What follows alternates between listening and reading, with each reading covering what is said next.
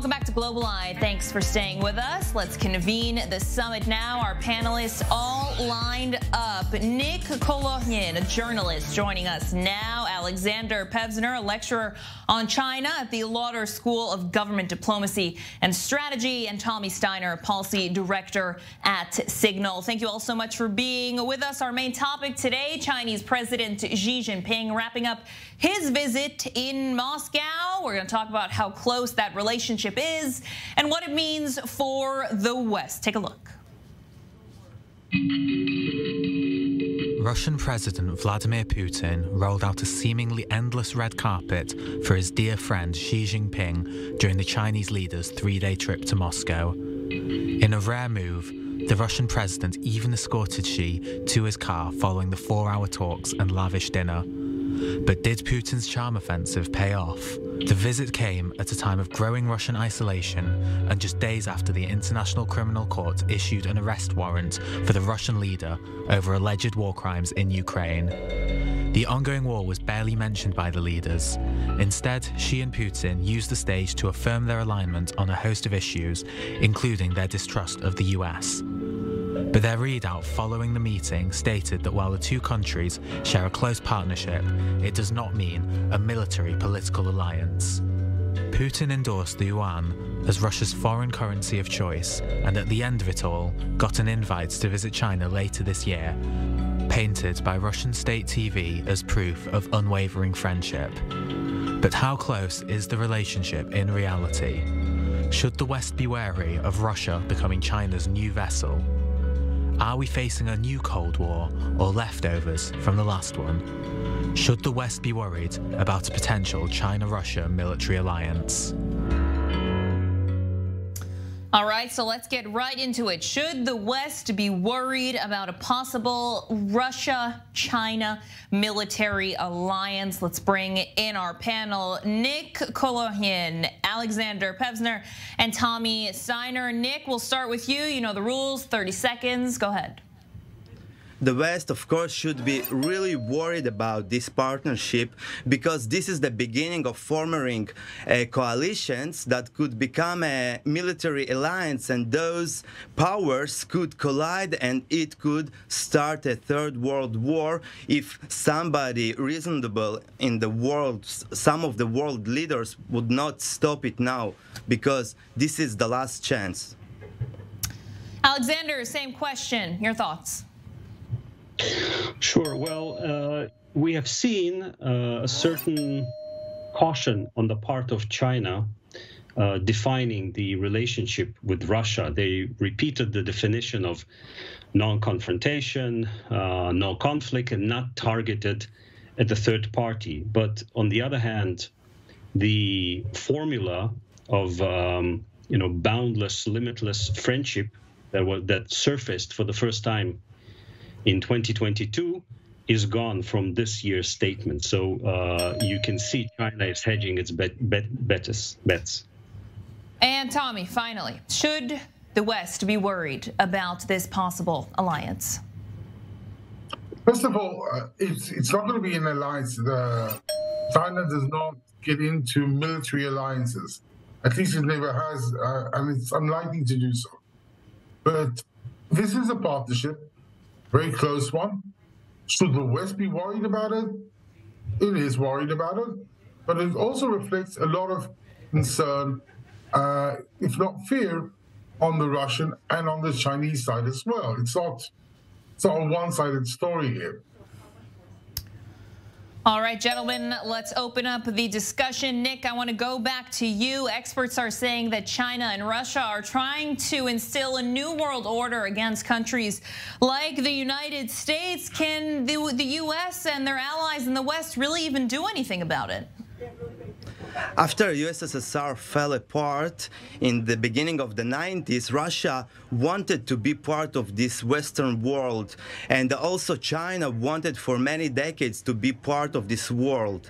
But the West as long as I understand it, they just want to grab more money, more power, and they want a geopolitical gain, and then they want to be the only hegemony power in the world. So because of that, it left no chance, no other way for China or Russia to act. This is their only chance. If they want to be some kind of world powers, they need to stay against the West in this new world. Alexander, how do you respond to that? That if they must stand up to the rest of the world, should they want to be a world power stronger than the United States? I think it would be a real challenge to prize China and Russia apart. If there ever was a moment like that, which I doubt, it is long, long gone. It's not a formal alliance, by the way. There is no formal alliance between Russia and China, but certainly the ties are very close. It is rooted both in practical, realist considerations, but also in ideology. I think there is a genuine ideological affinity between Russia and China, even though there are also serious differences in their approach to the world. Obviously, China is a more careful, cautious actor with an eye to Europe and to the global south. But definitely they need each other, for sure. Tommy, just how badly do they need each other? Well, arguably, Russia needs China more than China needs Russia. There's no doubt here. And what we see here is a shift from what was once a partnership in which Russia or the Soviet Union was the senior partner and China was the more junior one. Now the roles have reversed, and China is the leading power. There's no doubt about it. And yes, and Russia needs China now more than ever. But there's one thing that has to be said here. And I listened to Nick's record of what happened over the past since the end of the Cold War. When it comes to China, at least, the West went out of its way, and to some extent, some in the West still do, in trying to engage China. And even the more dovish Democrats in the United States, and even the more left-wing oriented in Europe, have come to the conclusion that the engagement with China did not work. And at the end of the day, they are concerned about Chinese activities, Chinese actions, Chinese plans and ambitions. And the response we see today is actually a response coming to what was to aggressive, assertive Chinese action statements, policies over the past decade. Well, Nick, would you agree with that China needs Russia more than Russia needs China? I think they both need each other, and both of them couldn't be alone in this new world, because Russia has the military power and China has the economic power, and they complete each other with this. Also, Russia has all the supplies that China may need to remain the powerhouse of the world, like gas, oil, and other materials, raw materials. And Russia needs Chinese products, because in some parts of technology, Russia really advanced it good, but at other parts of technology, it relied on the West, and now it should rely on China, because it will take them many years to develop their own technologies. So yeah, they need each other. Let's shift to the economy now. Alexander, Vladimir Putin says that Moscow is ready to support Chinese business, especially after a lot of Western businesses left Russia post-invasion of Ukraine. What kind of economic influence could China have if they were to go into Russia and replace all of the Western enterprise that left? China is already deeply involved in Russia. I mean, Chinese companies have been quick off the mark to take the place of Western firms that have left Russia after Russia's invasion of Ukraine. I want to highlight one thing. I mean, I agree with Tommy that there is an imbalance of power, and certainly China is the senior partner. I think Russia is not without leverage, and one point is exactly economic. I mean, we're talking about 3 years of COVID policy that devastated the Chinese economy. The Chinese are very happy to get this opportunity from Russia. And in fact, while most of the attention was naturally on Ukraine and their, sort of standoff with the West, the two sides actually emphasized the economy greatly in their statements.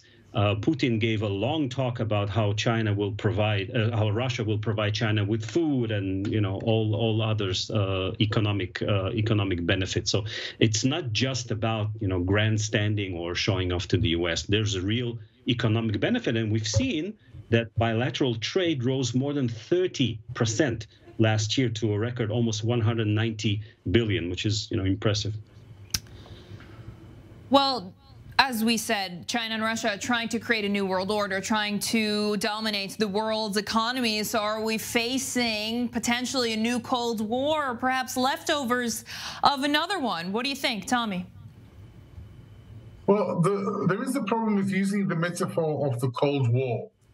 There is a great power rivalry. Likening it to the Cold War is problematic because it's rather different. Because unlike the Cold War, where there was an iron curtain that descended upon between the West and East, here the two great powers are deeply interconnected even to this day, and therefore it's a different story. We're living in a different world, also in terms of the technologies involved. So likening it to the Cold War is a bit superficial. There's a rivalry. It is going to be a feature that will be with us for quite some time. I don't want to talk about, midterm, long term. I'm Israeli at the end of the day. For us, long term is tomorrow morning. But in terms of Cold War relations or great power rivalries, we're in for a rivalry that can last at least a decade. Of course, things can happen in the meantime, but at the end of the day, this seems to be a long-term feature, a rivalry. Nick, tell us your thoughts in about 30 seconds here. What do you think about the potential of a new Cold War? I think we have a good potential for this war, nuclear war, unfortunately, because China and Russia, they wouldn't withstand all the NATO power without using nuclear weapons. It's impossible for them. So unfortunately, it will be the only solution for them to use those nuclear powers. But let's hope that the West will not go all the way with its war in Ukraine. That, of course, Russia invaded Ukraine, as they say, in unprovoked war. But I think it was a bit of provoked, let's say, like this. So both sides need now to sit down and have a peace agreement before it will be too late. In what way was this provoked? In what way was this war provoked? I just don't understand.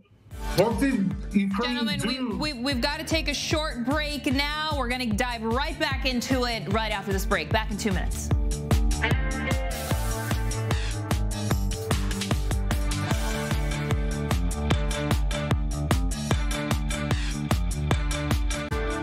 Welcome back to Global Eye. Thanks for staying with us. Our panel on deck. But before we get started, let's take a listen to Russian President Vladimir Putin.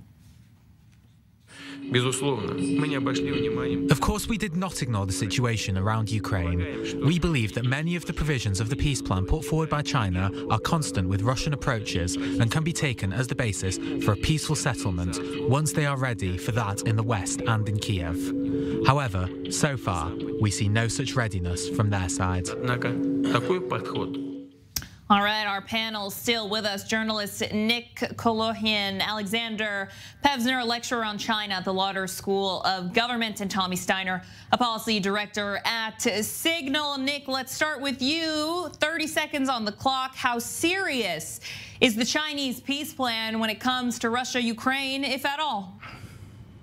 I think it's a serious plan because actually this is the only plan right now that one of the powers or big countries suggested, and China saying that they should go and speak between themselves and stop this war and reach agreement, and this is as simple as that. People just need to stop fight and start talk. So yeah, for me it's a really serious deal and really serious proposal, because right now people just fighting each other.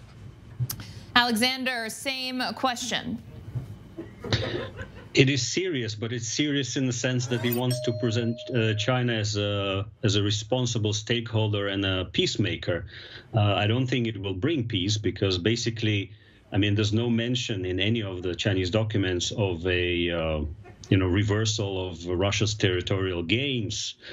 Basically, it aims to freeze the situation, but it's not aimed at Ukraine. It's aimed at the global South. It's aimed at Europe in general. I don't think peace will break tomorrow. And Tommy, what do you think? The Chinese peace plan when it comes to Russia, Ukraine, is it serious? Well, I agree. It's a very serious proposal in the sense that it's serious in trying to present China as a responsible leader of the world and try to demonstrate to the global South they can stand up to the United States. But it's no surprise that it was accepted by Russia, because it parrots the Russian position, and therefore it will not fly. It has no chance whatsoever. All right, we're going to get to the war in Ukraine, more on this topic just a second. But before the break, Tommy, I want to hear your thoughts. Nick said that he actually can envision a Cold War coming soon. Finish your thoughts. Well, actually, Nick was talking about a hot war, not a Cold War. But I don't think that the parties will reach that point, even though Putin is playing a very dangerous game. But he was cautioned more than once, not directly, but very clearly, by President Xi, or if you recall, the visit of the German Chancellor to Beijing, and also after the meeting between Biden and Xi, there were clear statements about that people should not, leaders should not use or refer to nuclear weapons. So I think that that talk should be left off the table. So it's not even serious. I don't think. Well, clearly, not China and the United States do not want to reach a collision, a war, or a hot war. And in that sense, the rivalry will continue. And I think that both sides will be cautious and careful not to bring out all-out war. Nick, what do you think about that? I think that from my perspective, Russia and China really serious about what they are saying, and the West is just trying to make of that a grotesque plan, and they just always trying with their hypocrisy, showing which behind-the-scenes interests has China and has Russia, but they don't really try to solve this conflict, and it makes me think, why? Who gains from this war more of all? Who the one that gain the most power, money, influence, and better geopolitical position because of this war? And the answer to this question, from my perspective, is the United States. Tommy, I see you'd like to jump in there. Yeah, but yeah, it's true. At the end of the day, the West, or I would say actually the Atlantic Alliance, gained much more from this war because of Putin's mistakes. There's no doubt about that. On that, I agree. He wanted to weaken NATO. Instead, he got a very strong NATO and then even enlarged NATO. That was clearly mistakes and blunders that even President Xi did not expect him to do. But having said that, it doesn't mean that it's the United States' fault. The United States warned Putin repeatedly not to go ahead, not to invade. And Ukraine's inclusion in NATO at the time was not even on the table. It was a joke in that sense, being seriously raised that Ukraine is about to join NATO, not in the next decade, if at all. Actually, now it's more likely when the war ends. But there will not be an end to, but in that sense, the West is supporting Ukraine because if Putin wins in Ukraine, the next stop will be Georgia, perhaps other countries, perhaps other NATO countries. And therefore, the West is supporting Ukraine. Therefore, Israel should be a bit more steadfast in its support for Ukraine. Alexander, let's get you in here. What do you think about these comments? Yes, I want to add something about the Cold War. I agree with Tommy that it's a question of definition and we have to be careful. But I think if it's not a Cold War, if it's not a new Cold War, then it's definitely a close cousin. Because we have certain elements of the previous Cold War that repeat themselves. First of all, we have very clearly, and we started the program with this, an ideological competition that is obvious. We have we are at an early stage of bloc formation. We have possibly this new Cold War's first proxy war, just like we had in the old Cold Wars. You know, one very interesting thing that came from the press conference on March 7th of China's new foreign minister, Qin Gang, is that China would hold the first China Central Asian Summit. This is a new thing. And, you know, we see that Russia's position, for example, in Central Asia has been greatly weakened by this war. And, you know, someone is smelling blood and wants to take opportunity for this. So I do see certain elements that are similar to the previous Cold War, unfortunately. All right, Nick, let's get back to you very quickly. So China wants to make itself as a peace broker, but President Xi hasn't even spoken to Ukrainian President Volodymyr Zelensky, but reports say that discussions are in the works, underway to organize a call. No other really details at this time. What would that call even look like on Zelensky's end, talking to Xi, who is an ally of Putin? I think Chinese president knows really well, as well as Russian president, that the real boss, the real curator, and the one that they should talk to is Joe Biden, and not to President Zelensky, with all the respect, because Biden is the one that taking the shots, and he's the one that will decide what will happen in this war and how it will end. Okay, so that's why I think President of China will not speak with President of Ukraine, because it will not solve the problem and it will not end the war. And the proposition for a peace plan that China gave, it was because nobody other did it. And nobody even tries to speak about peace. Everybody just speaks about more jets, more tanks, more bombs. Everybody's speaking about ideology. This is the war between democracy, autocracy, but this is not the real deal. It's all about money. Gentlemen, I've got to end it there. Journalist Nick Kolohian, Alexander Pesner, lecturer on China, and Tommy Steiner, policy director at Signal. Thank you all so much for being with us today.